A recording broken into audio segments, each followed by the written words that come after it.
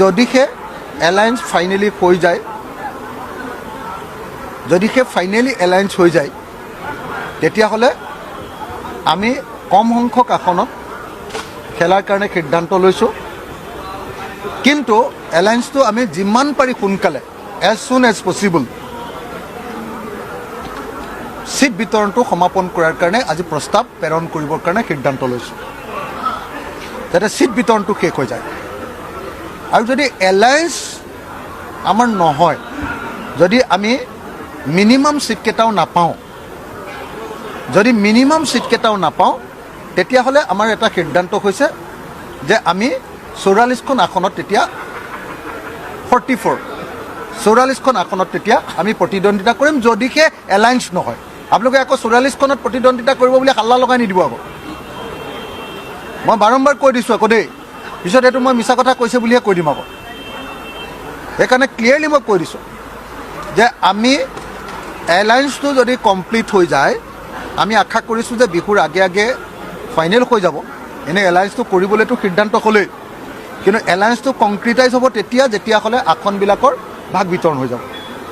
তো যদি ভাগ বিতৰণ সময়মতে হৈ যায় আৰু আমাৰ মিনিমাম সংখ্যা এটা ধৰি দিছে মোক আজিৰ সভাই, যে ইমানখন পালে এলায়েন্স আপুনি কৰিব পাৰিব, আৰু ইমানখন যদি নাপায় তেতিয়াহ'লে আপুনি এলায়েন্স কৰিব নালাগে, এইবুলি মোক এটা মিনিমাম সংখ্যা ধৰি দিছে। গতিকে সেই সংখ্যাটো আমি আলোচনাৰ মঞ্চত উত্থাপন কৰিম, আৰু যদি সেই সংখ্যাটোৰ ভিতৰত আমাৰ বুজাবুজি হৈ যায়, তেতিয়াহ'লে আমি সেই সংখ্যাটোতকৈ এখনো আসনত বেছিকৈ আমি নেখেলোঁ, এখনো আসনত আমি বেছিকৈ নেখেলোঁ। দ্বিতীয়তে আমাৰ পৰা এটা প্ৰস্তাৱ আহিছে যে যদিহে কংগ্ৰেছ দলে আমাক একেবাৰে কম আসন দিবলৈ বিচাৰে, যে একেবাৰে কম আসনত খেলাব খোজে, তেতিয়াহ'লে আমাৰ পৰা এটা সিদ্ধান্ত আহিছে, যে আমাৰ পিনৰ পৰা এটা প্ৰস্তাৱ আহিছে, সেইটো প্ৰস্তাৱ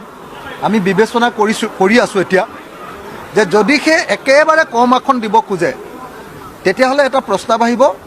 যে যিবিলাক আসনত বিজেপি জিকাৰ কোনো সম্ভাৱনা নাই, সংখ্যালঘুৰ আসনসমূহ, সেই সংখ্যালঘুৰ আসনসমূহত আমি তেতিয়াহ'লে বন্ধুত্বপূৰ্ণ নিৰ্বাচন খেলিম, আৰু বাকী সংখ্যাগুৰুৰ যিখিনি আসন, সেই আসনখিনিত আমি আসন ভাগ বিতৰণ কৰিম। তেতিয়া আমাৰ কম হ'লেও আমাৰ কোনো আপত্তি নাথাকিব, তেতিয়া আমি মিনিমাম চিট এটাতে আমাৰ গোটেই কথাখিনি সামৰণি মাৰিব পাৰিম। কিন্তু মোক যিটো দলে আজি একদম শেষ সিদ্ধান্ত দি দিছে যে ইমানখন আসনতকৈ আৰু তুমি কমালে হ'লে আমি কেতিয়াও মানি নলওঁ, এইবুলি দলে মোক এটা লক্ষ্মণ ৰেখা টানি দিছে, আৰু সেই লক্ষ্মণ ৰেখাটোৰ তলত যদি আহে তেতিয়াহ'লে মই এলায়েন্স কৰিব নোৱাৰোঁ।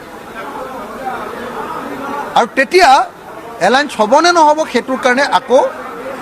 উপায় নাই, এইখনেই আমাৰ বৰ্ধিত কাৰ্যনিৰ্বাহক সভাৰ শেষ সভা। কিন্তু যদি সেই এলায়েন্সৰ সিদ্ধান্তটো আমাৰ মিনিমাম আসনত যদি মান্তি নহয়,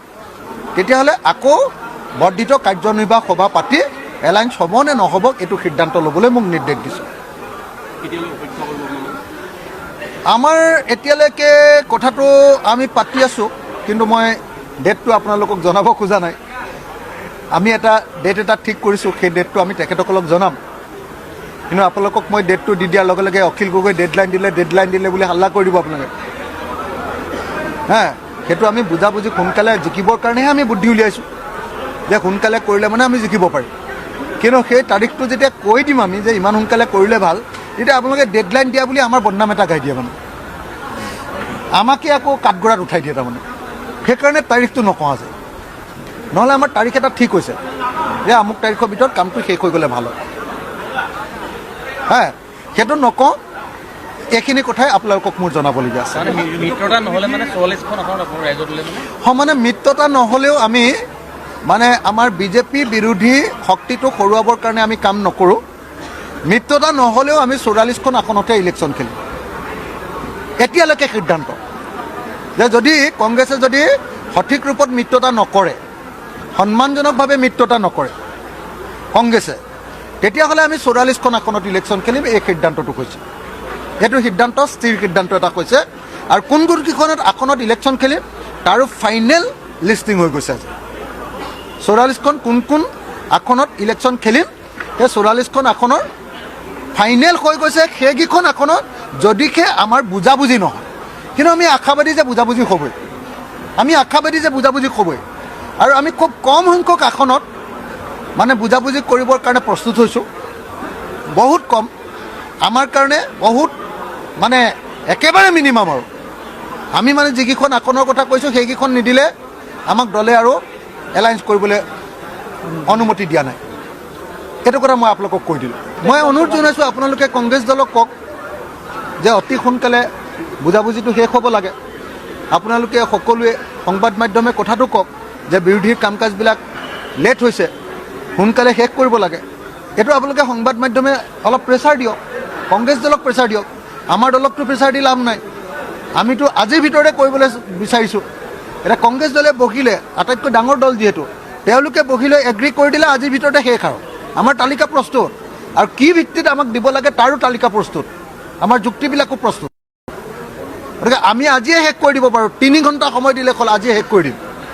কিন্তু সেইটোতো কংগ্ৰেছৰ ক্ষেত্ৰত সেইটোতো নহয় ন কংগ্ৰেছ দলে সেইটো ক'ব লাগিব গতিকে আপোনালোকে আমাক প্ৰেছাৰ দিয়াতকৈ এইটো কংগ্ৰেছ দলক প্ৰেছাৰ দিলে ভাল পাম